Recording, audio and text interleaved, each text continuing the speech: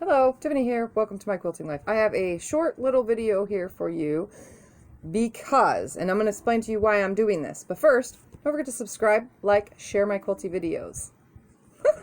Anyways, so I have been watching lots and lots of videos on the Martelli cutter on how to change the blade, but they're confusing me, and I'm going to tell you why. It's because you're facing me this way, so they're changing the blades coming to you from this angle.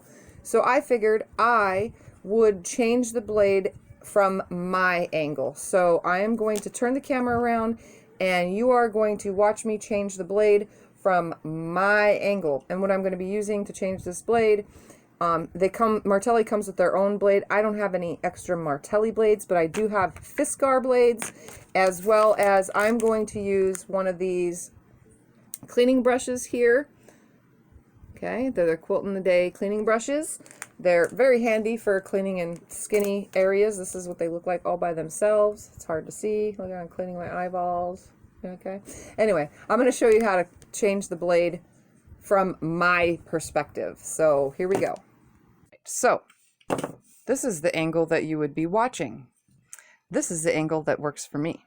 So I'm going to start by, I have the thing closed because nobody ever said whether it needed to be closed or open before you undo the screw. So, all right, so it's turned clockwise to undo instead of clockwise or counterclockwise.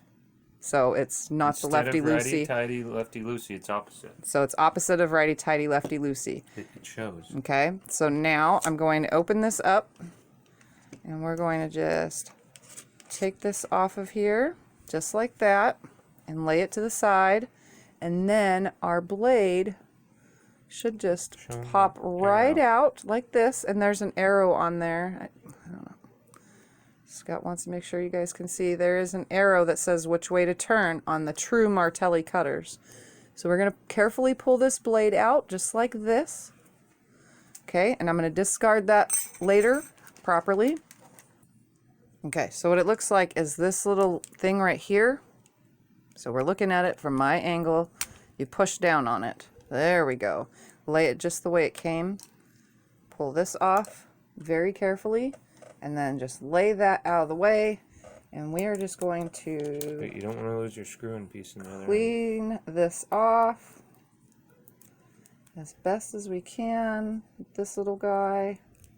Both sides. You could probably wipe the top with your fingers.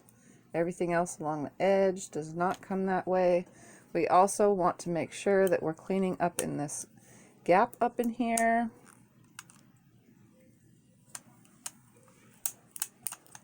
We don't want to lose anything off of this now. So be very, very careful because we don't want the spring to come off. Don't want any of that to happen. Yeah, don't do that. And it just happened for me when I said don't let it happen. But it slides back in this right here. So just get it all cleaned out. Then we're going to put this part back on there. Insert that. And then we're also going to clean this thing right alongside where that's going to sit. Everything else I can wipe off with my fingers. And then we're going to slide this back up into its slot, just like that. And now we need to get the new blade on in there. And look at all the yuck that came out of this. Like, this is everything that came out of this rotary cutter. So now we're just going to grab a single blade, which is very, very hard to do. So be super, very, very careful. They're always so stuck together. Come on, right there. Just one, just one. They're always oily. So I'm just going to kind of lay that upward like that and then put the rest back in. And now my fingers are super oily, so make sure you wipe your fingers before you start doing anything else again. I think you put the blade in first. I think that's what happens here. I think the blade goes in like this. Or not. Right there, just between, can you see that? It's going between not in this slot, but between those. That second piece, you can see that lip. We're going to slide that in there, and then carefully slide this up in its lip. Carefully with my fingers all oily, it's kind of hard. There we go. Sliding it up into the little slot. You're going to have to give me a second. My fingers are too oily. There we go. Because it's really tight with the blade in there. Okay, so Remember, the we fresh took it off when the blade blade is was in out. there. I'm going to put the screw back in Remember, it threads the other way. the hole. It's opposite threaded. And there we go. Screwing it back in the hole. Just like that. Nice and tight. Blade is covered. Blade is uncovered. Covered, uncovered. Now it should cut perfectly. We're going to use this paper towel as if it was fabric because I don't have anything else right here. Oh yeah, cuts like butter. I'm barely doing anything. Look at that. So it's definitely working with a nice new blade. Dull at the moment.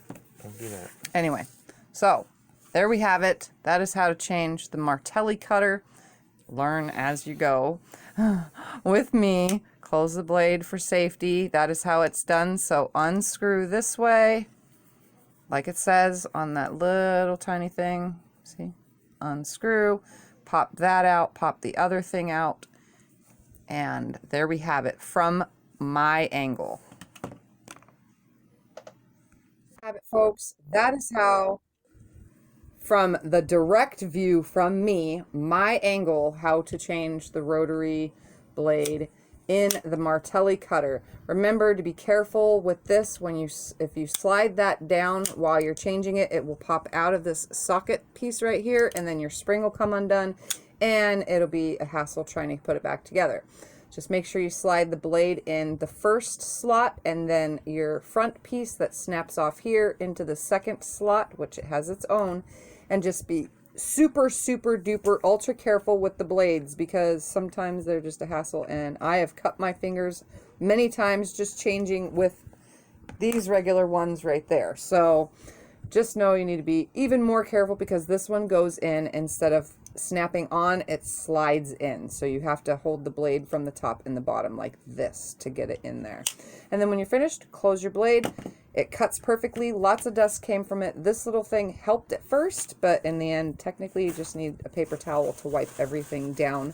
Make sure your blade is still oily when you install it, and that's all you need. So there we have it. I changed my blade, my view, for you because other people's views from this angle that you're looking at me now was confusing me. So it's changed.